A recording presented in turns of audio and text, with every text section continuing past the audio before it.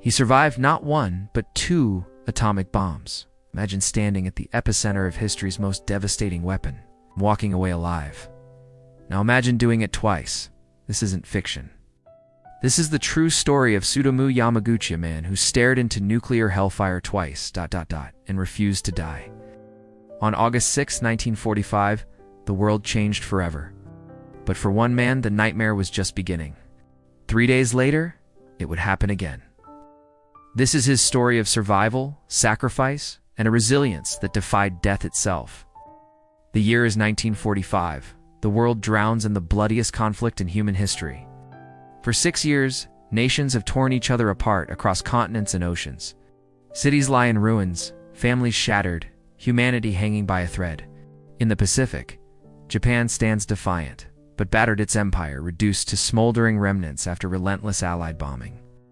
Air raid sirens are a daily soundtrack, a grim reminder that death could fall from the sky at any moment. Hiroshima, a bustling industrial hub, hums with wartime production. Its factories churn out military supplies. Streets echo with soldiers' footsteps. Children play in the shadow of potential destruction. Beneath this fragile normalcy, tension grips the city. Rumors swirl of a terrifying new weapon, something so powerful it could end the war in a single blinding flash. But to most, these are whispers, ghost stories told during blackouts.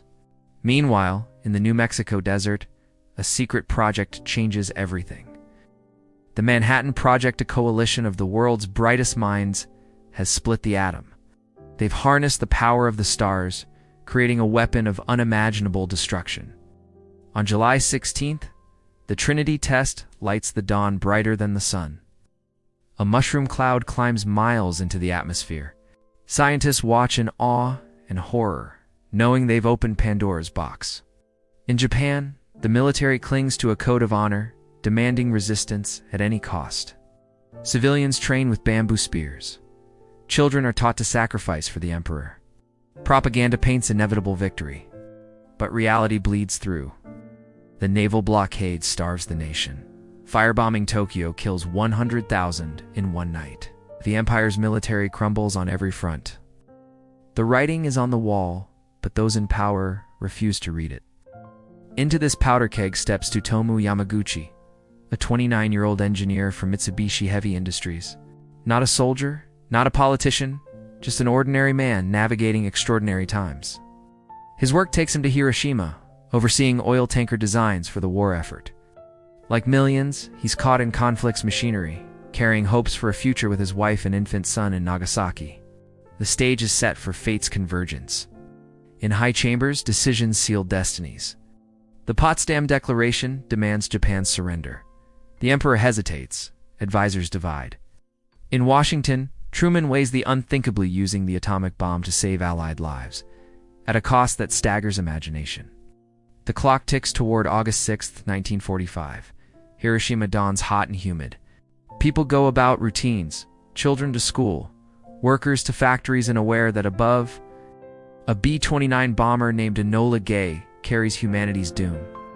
Anti-aircraft guns stay silent after an earlier false alarm. It's a day like any other in wartime Japan, till suddenly it isn't. At 8:15 a.m., the world splits open. A flash brighter than 1,000 suns sears the city. Temperatures reach the sun's surface. Buildings vaporize. Humans become shadows on concrete. A shockwave flattens everything for miles. A mushroom cloud climbs 45,000 feet, a monument to destruction. Hiroshima ceases to exist, transformed into a hellscape of fire, ash, and suffering. But this is only the beginning. 3 days later, as the world reels from Hiroshima, a second bomb falls on Nagasaki. Originally targeting Kokura clouds, divert the B-29 boxcar to its secondary target. Nagasaki's hills and valleys alter the blast's path, but the result is identical: wholesale destruction on an unprecedented scale. 2 cities, 2 bombs, 2 moments that birthed the nuclear age. In this crucible of fire, ordinary people confront the extraordinary. Survival becomes a lottery, where luck is the only ticket.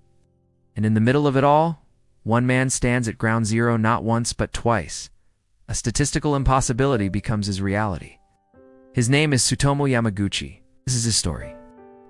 Tsutomu Yamaguchi woke on August 6, 1945, to the sweltering heat of a Hiroshima summer. The air hung thick with humidity, the cicadas screaming their relentless song from the trees outside his dormitory window. At 29, he was a man caught between worlds, a dedicated engineer for Mitsubishi Heavy Industries, a husband to Hisako, a father to their infant son Katsutoshi, waiting for him 300 kilometers away in Nagasaki.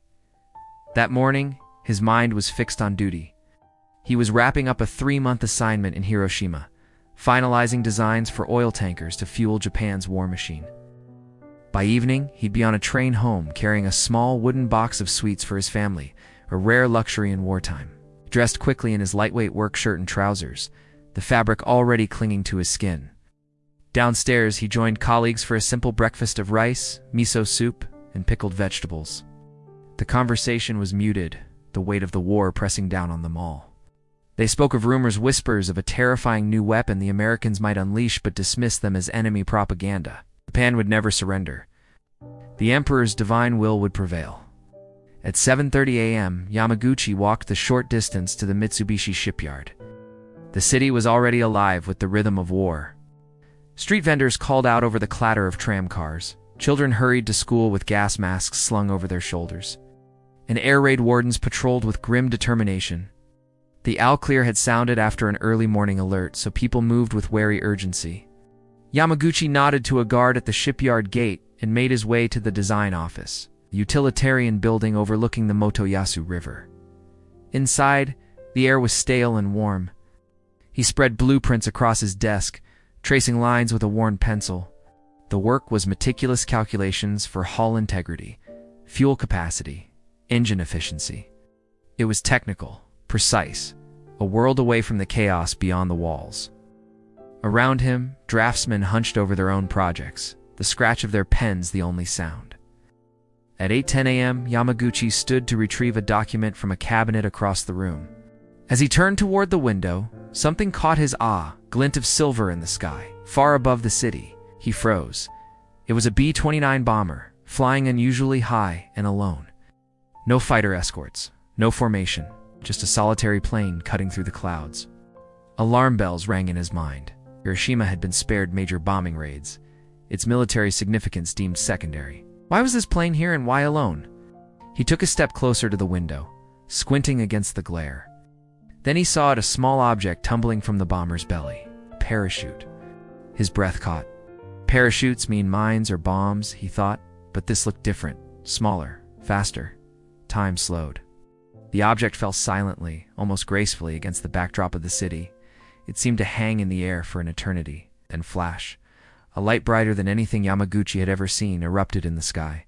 It wasn't just light, it was a physical force, a searing, white-hot brilliance that burned through his eyelids even as he squeezed them shut.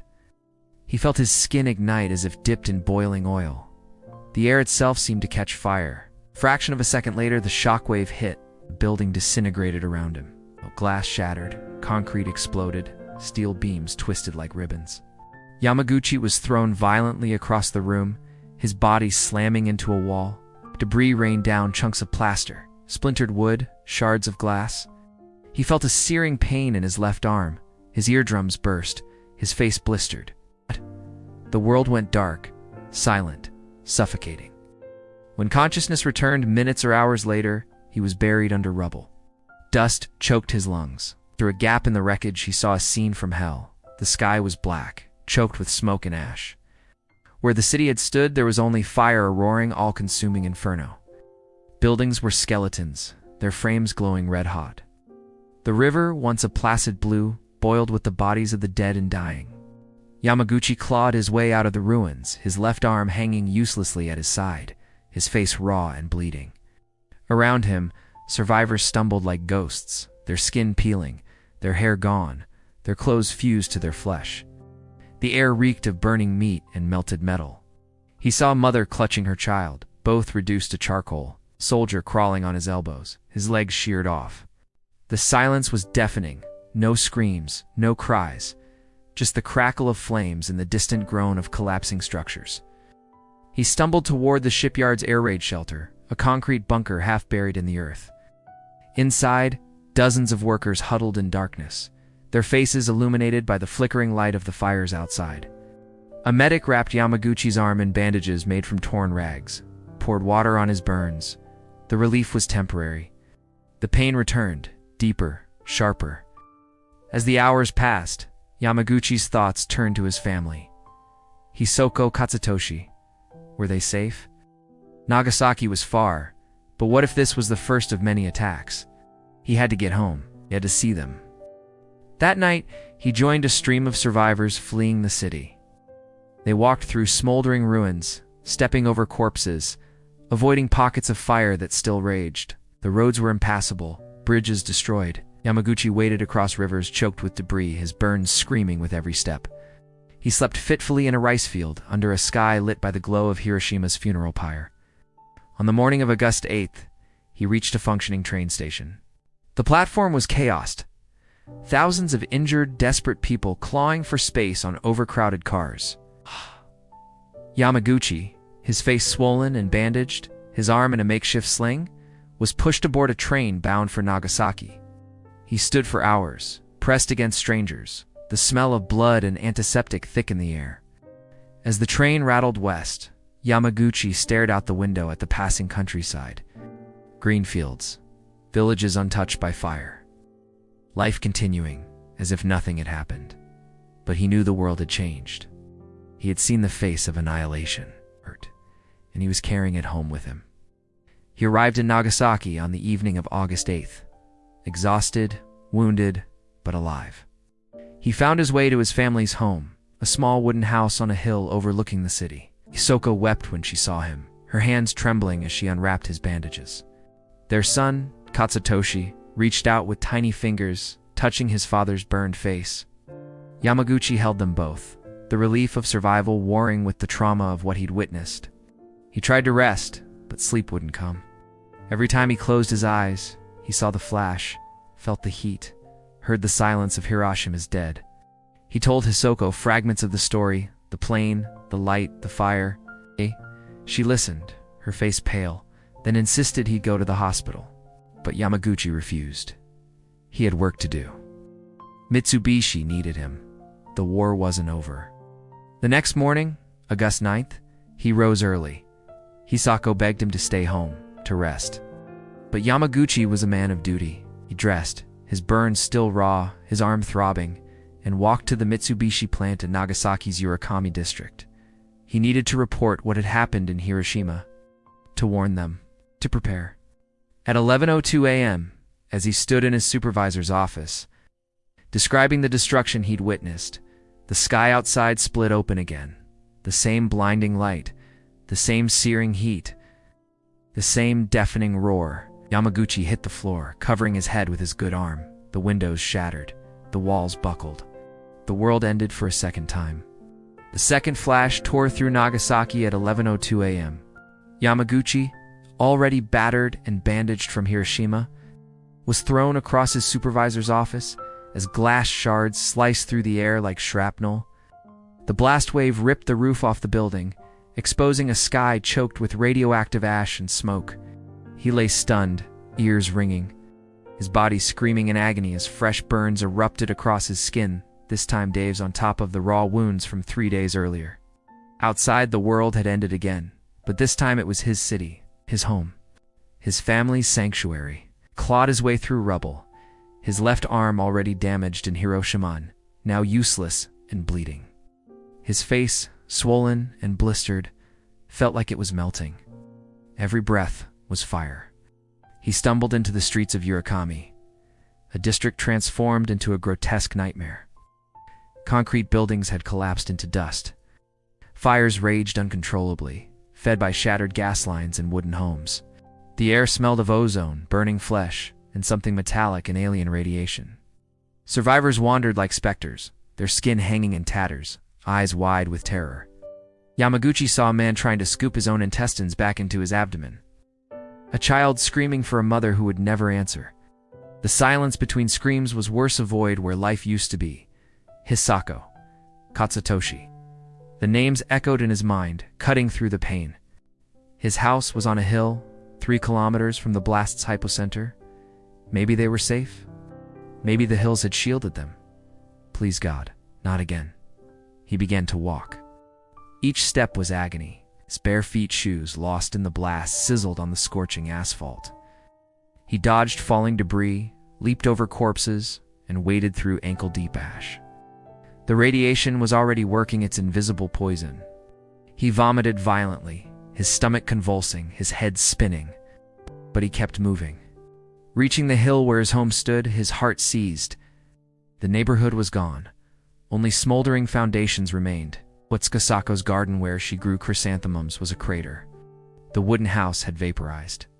"Hisako!" screamed, his voice a raw croak. Katsutoshi, nothing. Only the crackle of flames and the distant wail of sirens.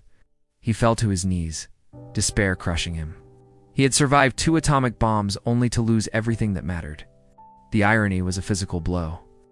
He curled into a ball, ready to let the fire or radiation take him, then a faint cry. From the direction of the neighborhood air raid shelter, a bunker built into the hillside. He dragged himself toward it, crawling on his elbows, his body screaming. The shelter's door was jammed. Threw his weight against it, shoulder first, ignoring the blinding pain. It groaned, then gave way. Inside, darkness, and then movement. A figure stirred in the gloom. Tsutomu. Hisako, her face was streaked with soot and tears, her dress torn, but she was alive, and in her arms Katsutoshi. The baby was crying, but unharmed. Yamaguchi collapsed beside them, tears mixing with blood and ash on his face. He pulled them close, his good arm wrapping around them both. For the first time since August 6th, he felt something other than pain. Hope. Fragile, terrifying hope. But their ordeal was far from over. The next days blurred into a haze of suffering. Yamaguchi's burns festered. His hair fell out in clumps. He bled from his gums, his nose, his ears. Radiation sickness consumed him from within. He developed a fever so high he hallucinated seeing the flash again and again, feeling the heat sear his skin, even in the shelter's cool darkness. Hisako became his lifeline. She scavenged for food and water, dodging looters and collapsing structures. She found rags to clean his wounds, boiled rice in contaminated water, sang lullabies to quiet their son when Yamaguchi's delirium frightened him. She never slept. Outside, Nagasaki became a city of ghosts. Rescue workers, many suffering from radiation exposure themselves, dug through rubble with their bare hands. The few doctors left treated burns with cooking oil and bandages made from kimono silk. There were no antibiotics, no painkillers, no understanding of radiation poisoning. People just died. Quietly, horribly. Yamaguchi watched it all from the shelter's entrance. He saw neighbors succumb to their injuries, children waste away from a bomb disease. The strong perish while the weak like him lingered. The guilt was crushing. Why me? Why twice? On August 15th, a crackling radio broadcast reached their shelter. Emperor Hirohito's voice, thin and unfamiliar, announced Japan's surrender. The war was over. But for Yamaguchi, the war had just begun. His body was a battlefield, mind a prison of trauma. The physical pain was constant, a symphony of agony conducted by radiation. But the psychological torment was worse. The nightmares, the survivor's guilt, the terror that every plane overhead, every loud noise, was another bomb coming. He became obsessed with documenting his experience. He scribbled notes on scraps of paper, the timing of the blasts, color of the clouds, the way the light reflected off broken glass. It wasn't for history. It was for himself, to prove it was real, that he hadn't imagined surviving hell twice. As weeks turned into months, the city slowly stirred back to life. Bulldozers cleared rubble. Makeshift clinics appeared. Yamaguchi, still weak but determined, returned to work at Mitsubishi. Isoko found a job sewing clothes. Katsutoshi, oblivious to the horrors his parents had endured, took his first steps in a world forever scarred. But the twice-bombed man carried invisible wounds. His hair never fully grew back. His skin remained a mosaic of scars. He suffered from chronic fatigue, liver damage, and cataracts that would plague him for decades. Doctors gave him months to live. He defied them. In 1946, Hisako gave birth to a daughter. They named her Naoko. Yamaguchi held the tiny, perfect child in his scarred arms and wept. Life, against all odds, had found a way. But the shadows of Hiroshima and Nagasaki never left him. Every anniversary, he fell into a deep depression. Every news report about nuclear testing sent him into a panic. He saw the flash in his sleep every night. He rarely spoke of his experience. Who would believe him? Who could comprehend it? He was a statistical anomaly, a living ghost from a nightmare most wanted to forget. For decades, he was just another survivor, another face in the crowd of hibakusha, the atomic-bombed people. Japan rebuilt. The world moved on. Yamaguchi worked, raised his children, and carried his silence like a second skin. Until 2005, at age 88, he finally told his story to a documentary filmmaker. The world listened. In 2009, Japanese government officially recognized him as the first and only person to survive both atomic bombings. He was 93. On January 4, 2010, Tsutomu Yamaguchi died of stomach cancer, likely caused, doctors said, by radiation exposure. He left behind a wife who had nursed him through hell, 2 children who had never known a father without scars, and a world still grappling with the weapons he had witnessed firsthand. His final words were a plea. This can never happen again. To anyone. Tsutomu Yamaguchi's life was not defined by survival alone, but by the weight of what he survived. To endure one atomic bomb was a statistical anomaly. To endure, to defy the boundaries of human probability. Yet his story is more than a tale of improbable luck. It is a testament to the fragility of human existence and the resilience of the human spirit. In the decades that followed, Yamaguchi carried Hiroshima and Nagasaki within him. His scars were not just physical, they were etched into his psyche, a constant reminder of the day the sky burned twice. He witnessed the birth of the nuclear age and lived long enough to see its shadow stretch across the globe. He saw nations arm themselves with weapons capable of erasing cities in seconds. Each test detonation a ghost of the horrors he'd endured. But Yamaguchi refused to be a symbol of fear. Instead, he became a symbol of peace. In his final years, he broke his silence, spoke not of vengeance, but of reconciliation, not of despair, but of hope. He stood before audiences, his voice trembling but unwavering, and shared the unspeakable. Described the blinding light, the smell of burning flesh, the silence of the dead. He spoke of the guilt that haunted him. Why me? Why me? And the responsibility that came with survival. I am a cry for world peace, he once said. I want the people of the world to understand the absurdity of war. I want them to know that nuclear weapons are never the answer. His words carried the weight of experience no politician, no scientist, no general could claim. He had walked through the epicenter of history's most devastating invention. He had seen its face up close, and he had returned to warn the world. Yamaguchi's story forces us to confront uncomfortable truths. It reminds us that behind the cold calculus of war, the strategies, the targets, the acceptable losses, are human beings. People like Tsutomu Yamaguchi, who kissed his wife goodbye one morning and returned with the sky burned into his skin. People like Hisako, who nursed her husband back from the brink while their city smoldered. People like Katsutoshi, who grew up in the shadow of 2 apocalypses. It also challenges us to question the narratives we inherit. History remembers the bombs, the dates, the decisions made in war rooms. But it often forgets the individuals who lived through the consequences. Yamaguchi was not a soldier, a leader, or a decision-maker. He was an engineer, a husband, father. A man caught in the machinery of history, surviving not because of strength or strategy, but because of chance. His life is a mirror held up to humanity. It reflects our capacity for destruction, yes, but also our capacity for endurance. Our ability to rebuild, our refusal to be broken. In 2010, when Yamaguchi died at 93, the world lost a living bridge to a past we must never repeat. But his legacy endures. It endures in every anti-nuclear protest, every treaty signed, every effort to turn swords into plowshares.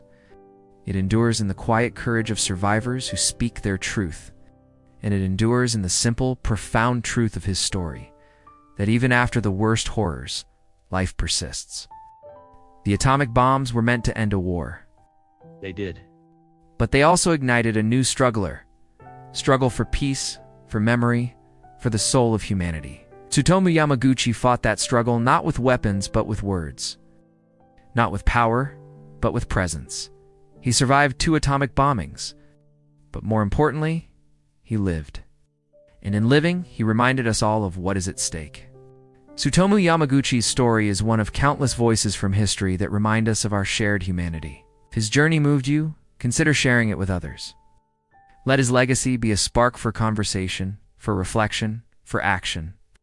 Explore more stories of resilience and peace on this channel. Subscribe to uncover the lives that shaped our world and the lessons they left behind. Because history isn't just about what happened, it's about what we choose to remember.